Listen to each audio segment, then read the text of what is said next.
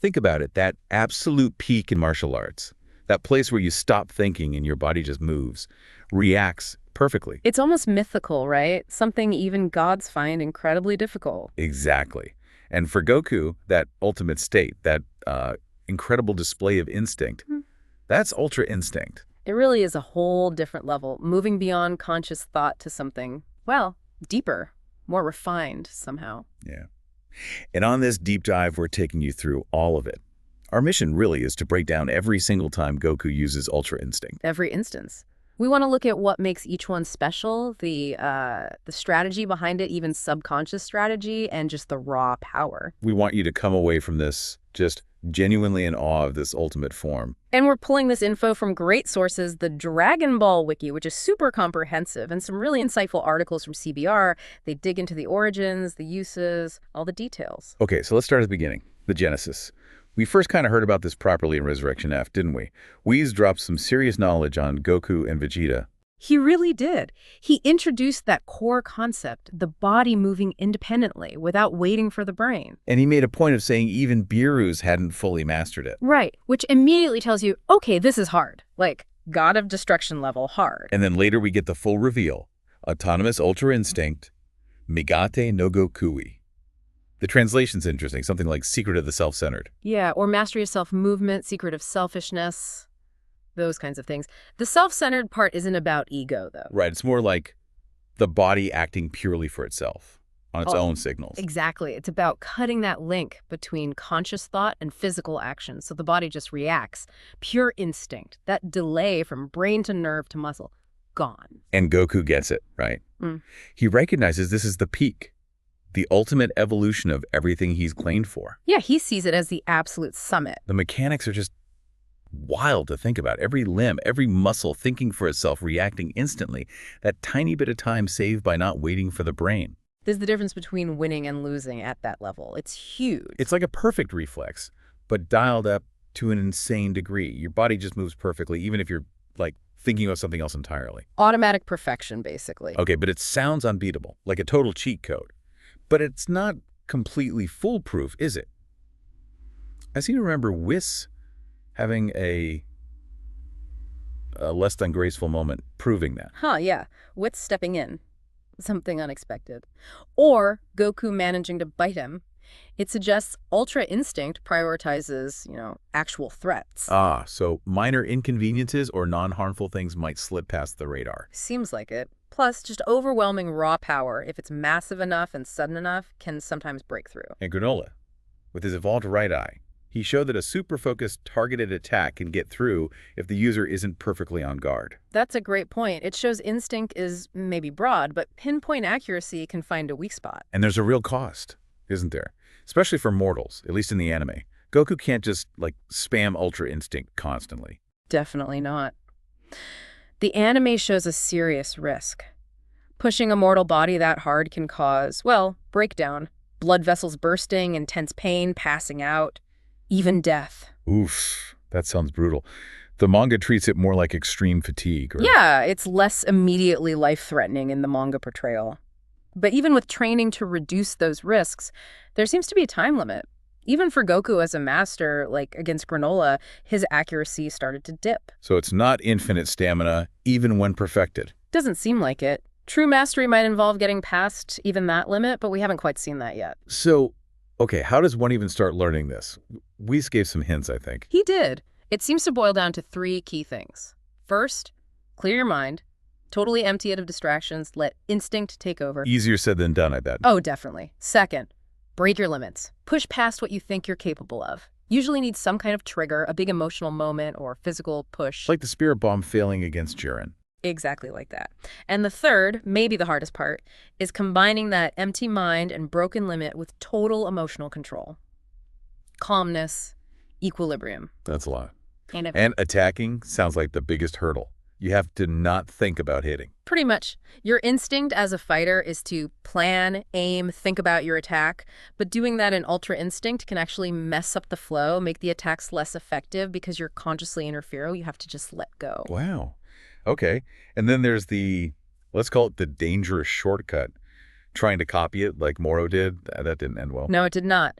Moro copying Maris's Ultra Instinct showed exactly why you need the proper divine training or foundation. His body just couldn't handle it. It started mutating, right? Falling apart. Yeah, grotesque stuff. It proves Ultra Instinct isn't just a move you learn, it's a whole state of being your body needs to be prepared for. It's also interesting that some fighters just aren't built for it. Like Vegeta in the anime, always analyzing, always emotional. It seems that way. That constant thinking, the emotional investment, it stops them from reaching that quiet, detached state Ultra Instinct needs. It's almost like a different fighting philosophy. Calculated versus instinctual. Exactly. Even Whis, Whis implies, can't fully master it because of his destroyer nature, which might be why he leans towards Ultra Ego, something that uses his nature instead of fighting it. Ultra Ego, right, the opposite in a way.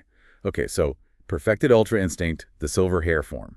That's not even the final stage. There's more refinement possible. According to Whis, yeah, he calls perfected Ultra Instinct basically the initial path. Like any skill, you can keep honing it, make it more precise, more efficient. So Whis is way beyond Goku's initial mastered state. Oh, absolutely. His level is much higher. The real peak seems to be using the principles of Ultra Instinct without even needing the transformation. Less strain, more versatile. So Goku's first time going silver against Jiren. That was like the bare minimum for mastery. You could say that. Compared to Whis or the Grand Minister, yeah, just scratching the surface, it shows how incredibly high the ceiling is. Okay, this is great context. Now let's dive into the moments we actually see it, starting with those hints before the big transformations. Right. So one potential early hint, anime-wise, was Goku as a Super Saiyan 3 against Beerus for the first time. He pulls off this dodge that clearly surprises Beerus. A little flicker. I remember that. And Beerus himself used it briefly. In the manga Xeno Expo, yeah. Yeah. He uses a limited version against the other gods of destruction, but struggles to maintain it. Again, showing how tough it is, even for him. And we have to talk about Master Roshi. This blew my mind. Whis basically says Roshi, a human, is the mortal closest to understanding it. How? It's incredible, right? Roshi's technique isn't divine Ultra Instinct, but it's built on the same core idea, Mushin, no mind. Decades, centuries of experience have honed his instincts to an unbelievable degree. So he can dodge almost subconsciously because he's just that experienced and clear-headed. Right. Exactly. We saw it in the Tournament of Power, didn't we? Against some tough opponents, even landing some hits or dodging Jiren briefly. The anime also showed it well against Ganos. It proves it's not just about godly power.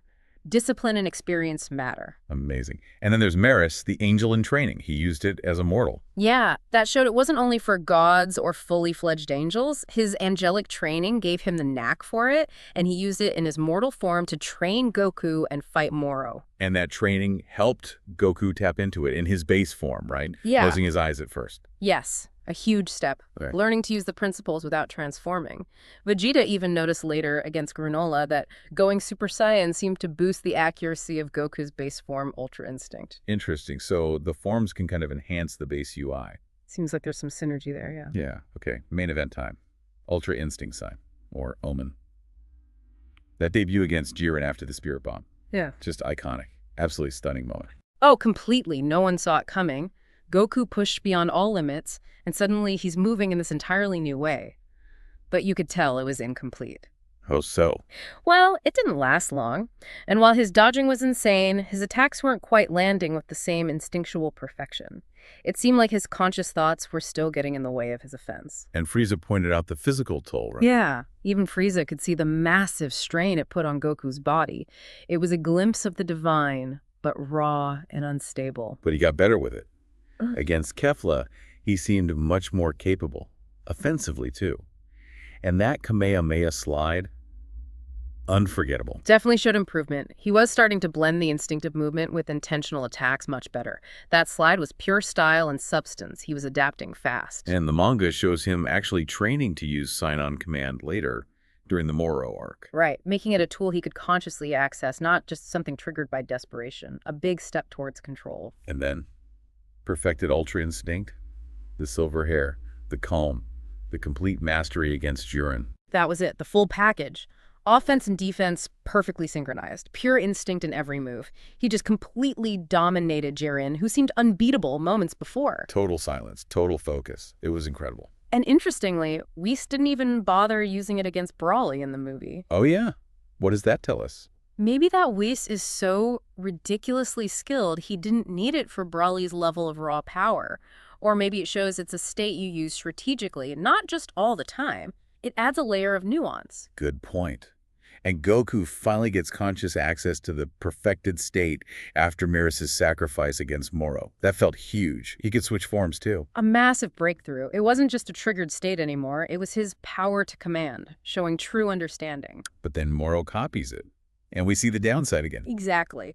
Moro gets the power, matches Goku for a bit, but without the training, his body just starts rejecting it, breaking down. Yeah. A perfect illustration of the risks. And Goku's giant energy avatar.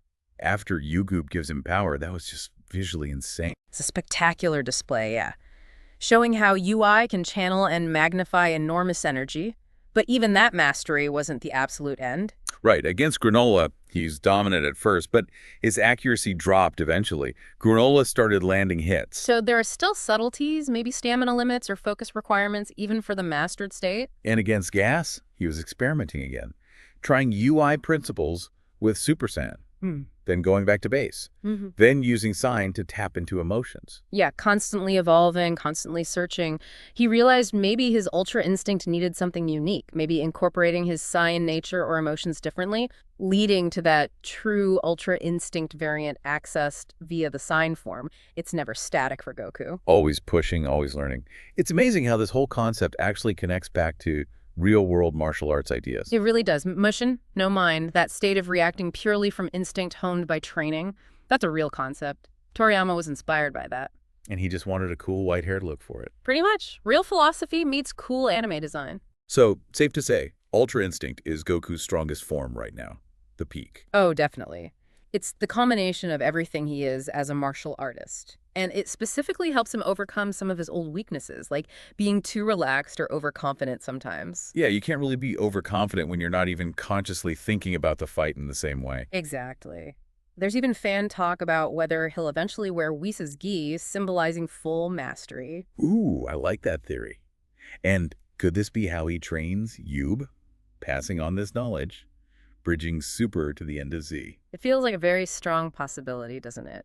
Guiding you towards that kind of awareness seems like the ultimate lesson Goku could impart, a very fitting way to connect the sagas. Man, going through every step, every instance of Ultra Instinct, it's just been awesome. From those first hints to the perfected silver form, you really appreciate why it's such a big deal. It's Goku's journey personified, almost. It really is, that constant drive to break limits, finding new levels of strength and awareness. So we got to ask you listening, what was your favorite Ultra Instinct moment?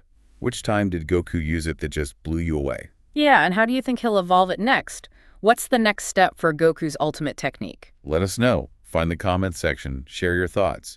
We really want to hear what you think. And hey, if you liked this deep dive into Goku's peak power, make sure you subscribe. We do this kind of in-depth breakdown all the time, exploring every corner of Dragon Ball.